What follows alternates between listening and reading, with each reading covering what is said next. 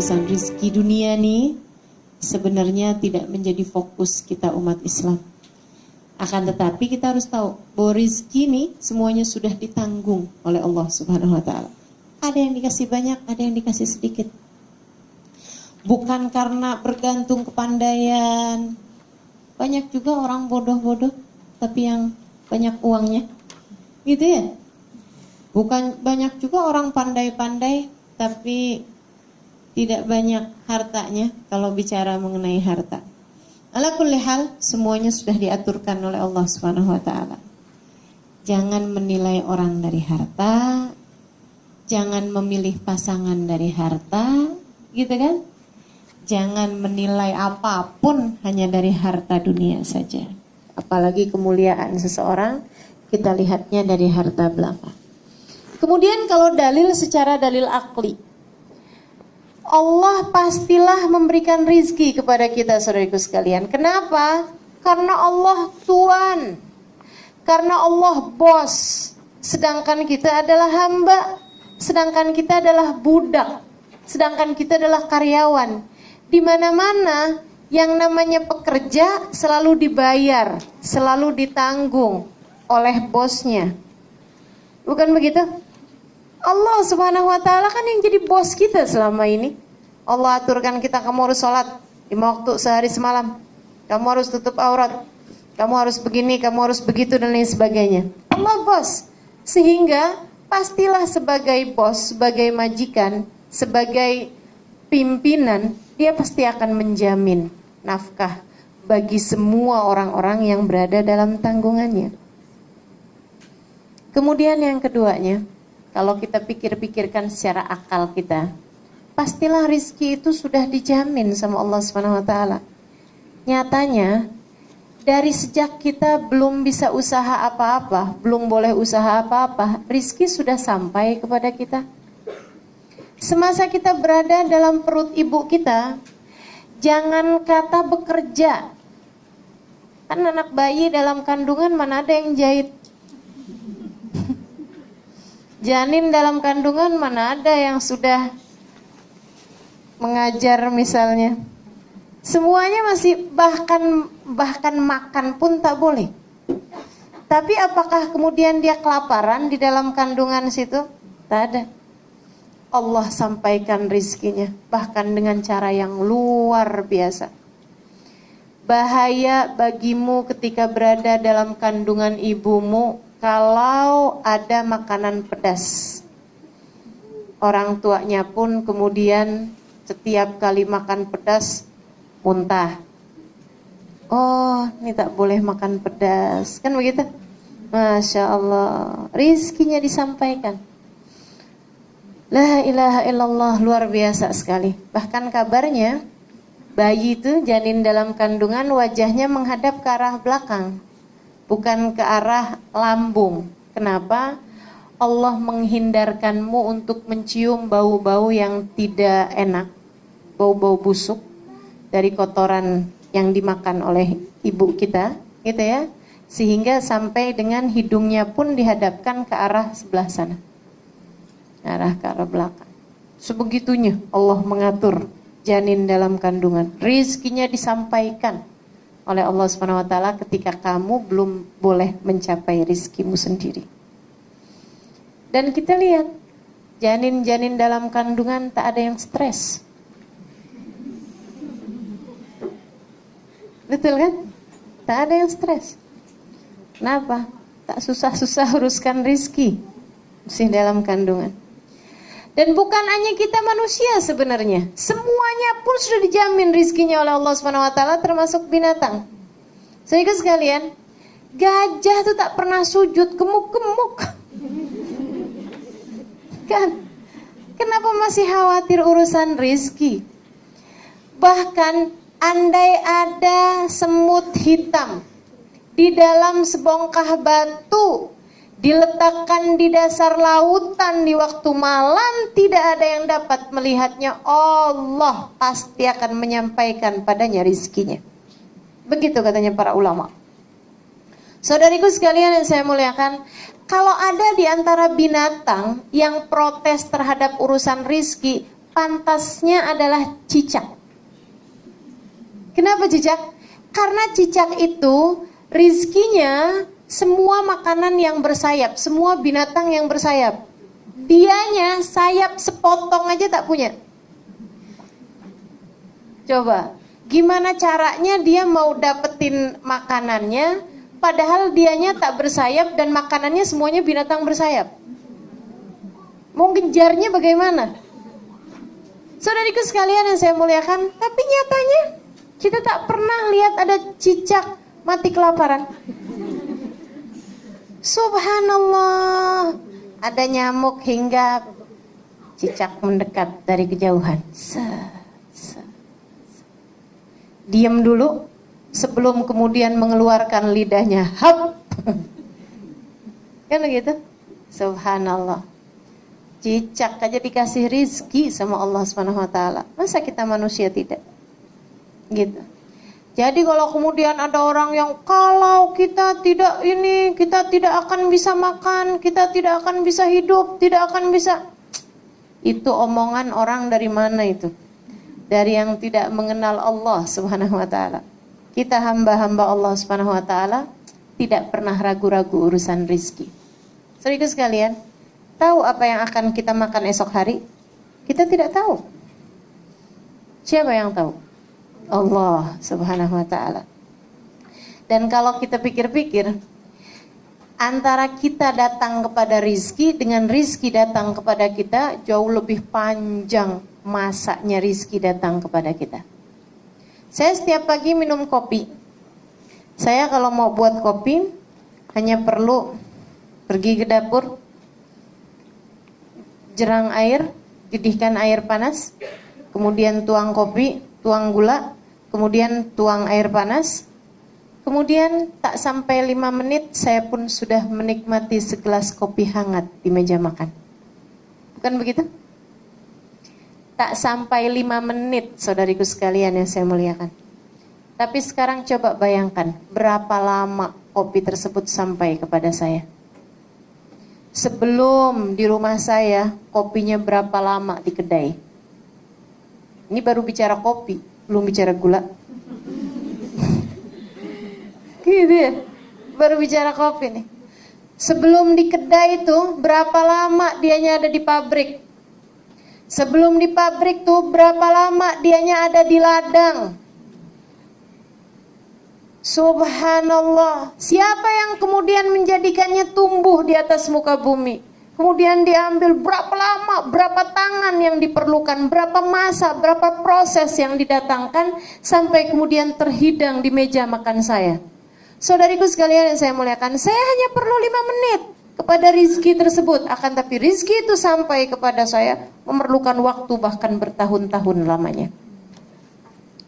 Maka sebenarnya bukan kita datang kepada rizki, tapi rizki yang datang kepada kita.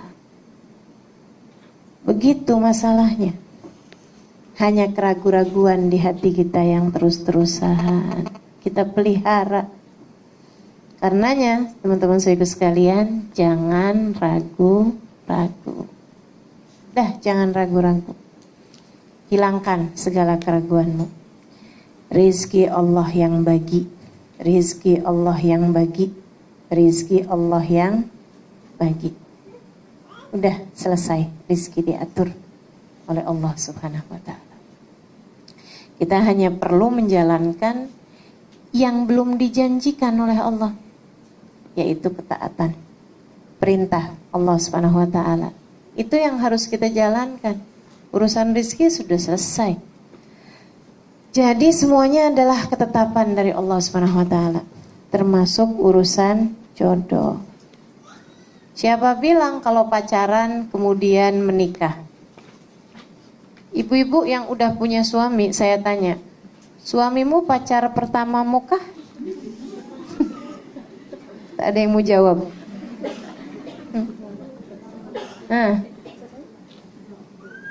Suamimu pacar pertamamu kah? Bukan. Bukan ya? Bukan pacar pertama, artinya pacar kedua, pacar ketiga, atau malah bukan pacar. Bukan pacar katanya. Ya.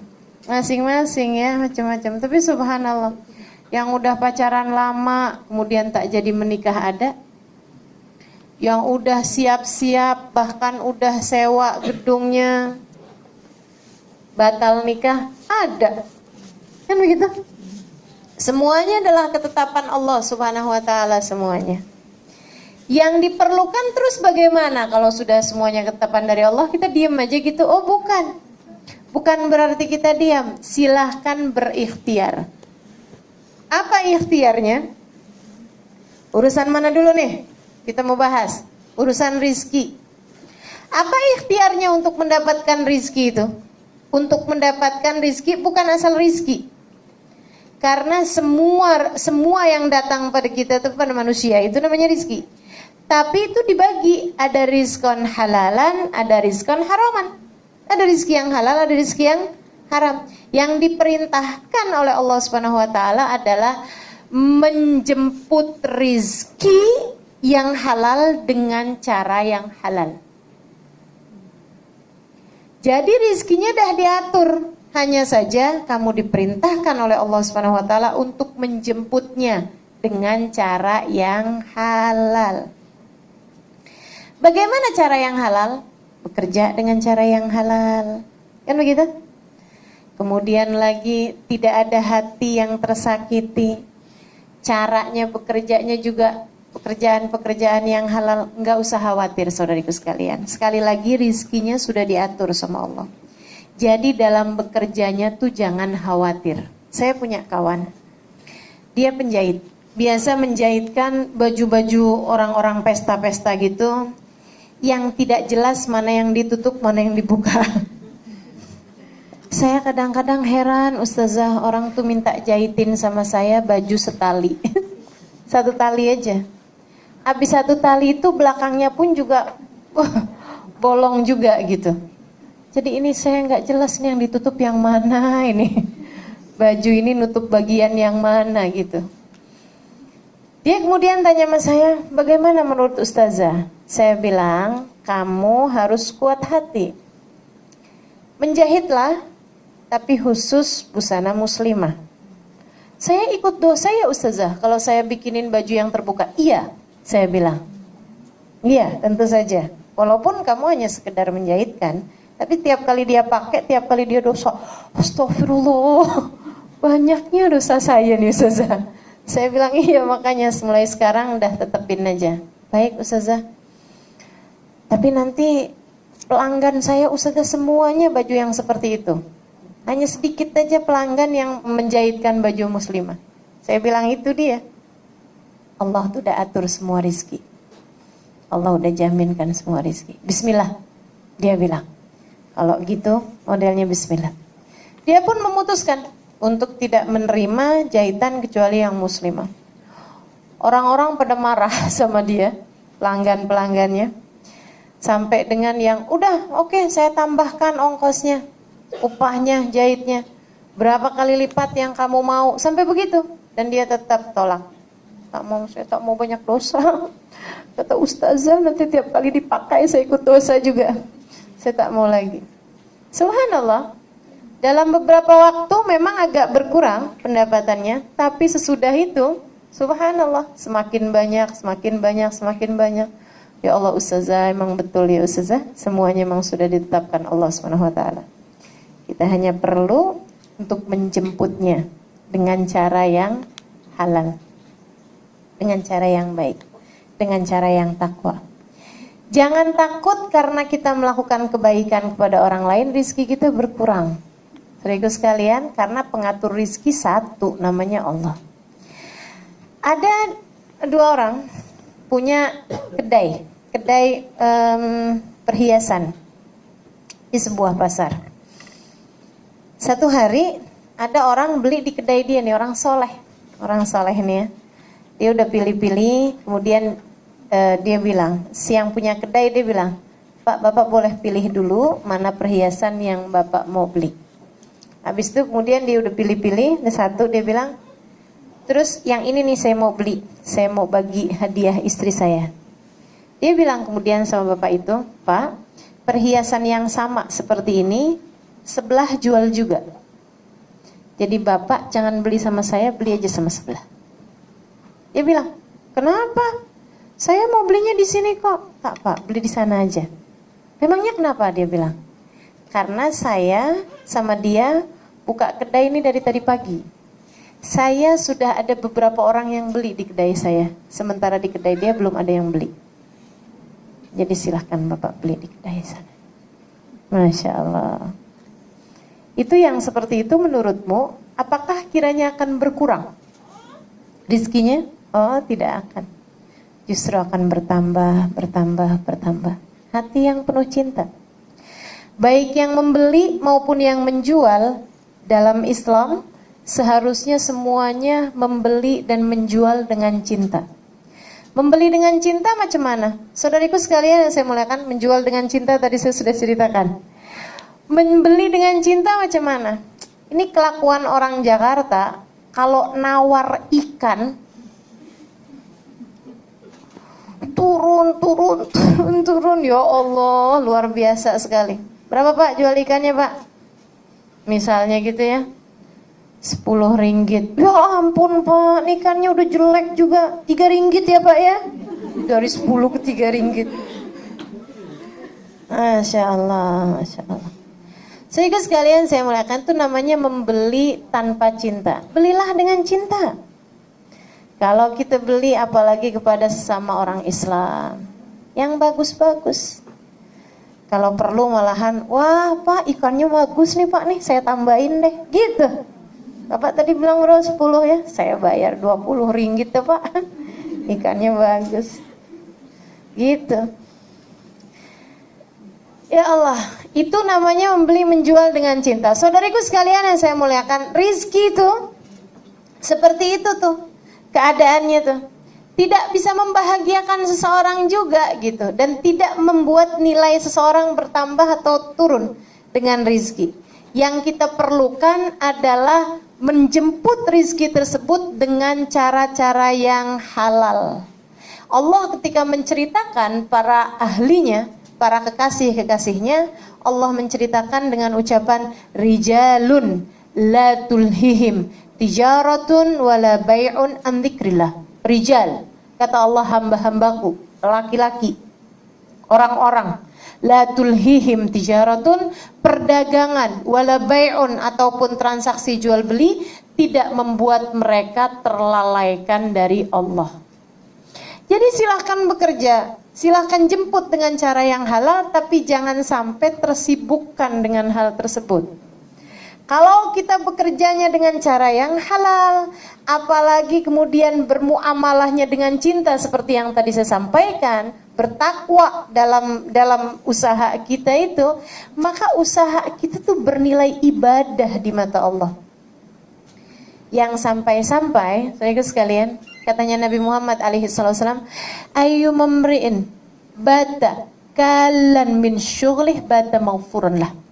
Kalau ada seorang laki-laki atau seorang perempuan, dia tertidur malam dalam keadaan lelah karena bekerja seharian untuk memberikan nafkah bagi keluarganya, untuk menjemput rizki bagi keluarganya dengan cara-cara yang halal, dengan cara yang baik, dan tidak membuatnya meninggalkan sholat sunnah, meninggalkan ibadahnya dan lain sebagainya. Dia kemudian malam-malam hari kelelahan karena habis bekerja seharian, bahkan mungkin tidurnya dengan ngorok, keluar suaranya, gitu ya. Itu katanya Nabi Muhammad SAW, baca maghfuran lah. Dia tidur dalam keadaan Allah mengampuni dosa-dosanya. Masya Allah. Itu padahal kalau kita punya suami ya, suami kita bekerja mencari nafkah buat kita, mencari rizki buat kita dan anak-anak kita. Dia tidur dalam keadaan ngorok seperti itu, kita marah, kita kesel. Padahal dia bekerjanya buat kita. Allah, dia bekerjanya bukan buat Allah, bekerjanya buat kita. Allahnya kesian sama dia. Jadi mulai sekarang, kalau ngelihat suami kita kelelahan tidur dalam keadaan ngorok, coba pandang dia dengan pandangan Allah kepadanya. Ya Allah, dia bekerja nih mencari rizki buat saya dan anak-anak. Ya Allah, Engkau saja memandangnya sambil mengampuni dosa-dosanya.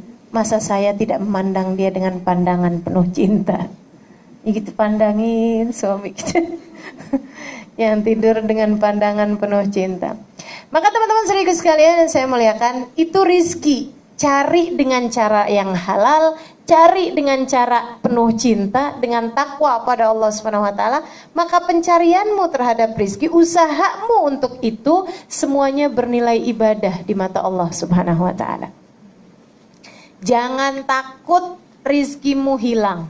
Jangan takut rizkimu salah alamat. Jangan takut rizkimu tidak akan sampai kepadamu. Tidak ada ceritanya. Tidak ada ceritanya. Malahan seringkali karena terburu-buru, rizki yang seharusnya datang dalam keadaan halal akhirnya datang dalam keadaan haram. Sayyidina Ali bin Abi Thalib bercerita. Katanya Sayyidina Ali, satu hari saya ada mau pergi ke rumah seorang kawan. Di depan pintu rumah orang tersebut, saya merasa perlu ada orang pegangkan keledai saya, naik keledai. Kata Sayyidina Ali, saya cari-cari orang, ada seorang pemuda, saya bilang, tolong dong, pegangkan ini keledai saya mau ada jumpa dengan kawan, tak ada buat mengaitkan keledai. Dia bilang, oke, baik. Wahai Sayyidina Ali, saya pegangkan, saya jagakan keledaimu. Masuklah Sayyidina Ali, bual-bual, bincang-bincang sama orang rumah tersebut. Tengah-tengah bincang-bincang ada terpegang-pegang uang. Di sakunya, dia lihat 5 dinar, uangnya Sayyidina Ali. Sayyidina Ali kemudian mikir, saya mau bagi nih buat yang pegangkan keledai saya. Kesian dia udah pegangkan keledai saya, jadi nanti saya mau bagi itu. Begitu keluar Sayyidina Ali, keledainya tak ada. Orang itu pun juga tak ada. Sayyidina Ali cari-cari, kemudian akhirnya ada orang bawakan keledainya. Ini keledaimu ya? Kata Sayyidina Ali, oh iya betul. Wah, mana dia tuh yang pegang? Orangnya sudah kabur dan mencuri tali pegangannya keledai. Waduh, ini saya perjalanan cukup jauh, agak susah kalau tak ada talinya. Boleh tak Pak, belikan saya tali keledai? Nih saya ada uang 5 dinar, belikan saya talinya. Pergilah orang tersebut ke pasar, kemudian pulang. Dia bilang, nih berapa harganya? 5 dinar. Oke, baik. Diambil sama Sayyidina Ali talinya keledai tersebut. Begitu dibuka, ya ini dia tali keledai saya yang hilang. Kata Sayyidina Ali, orangnya macam mana nih yang jual tali keledai? Orangnya begini, ada ininya, ada jambangnya. Oh itu dia yang pegangkan tali keledai saya. Tadi itu, dia yang curi tali keledai saya. Kata Sayyidina Ali, subhanallah, memang uang 5 dinar tuh memang harus jadi rezeki dia.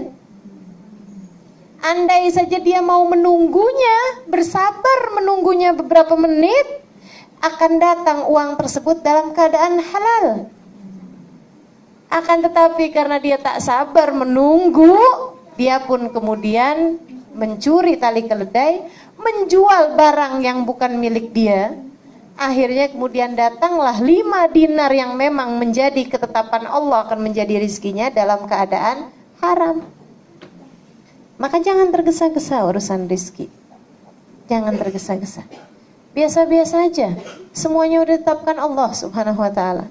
Tak usah benci si fulan, si faltan. Hanya karena, wah gara-gara dia nih, rizki saya jadi susah.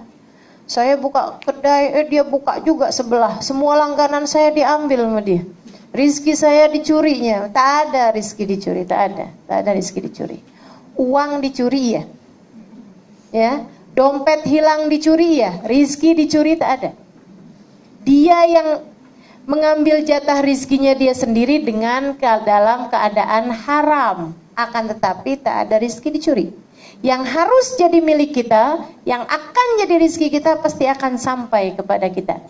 Syi'na am abaina, mau atau tidak mau, pasti kita tidak akan mati teman-teman, kecuali setelah semua jatah rizki kita sampai kepada kita.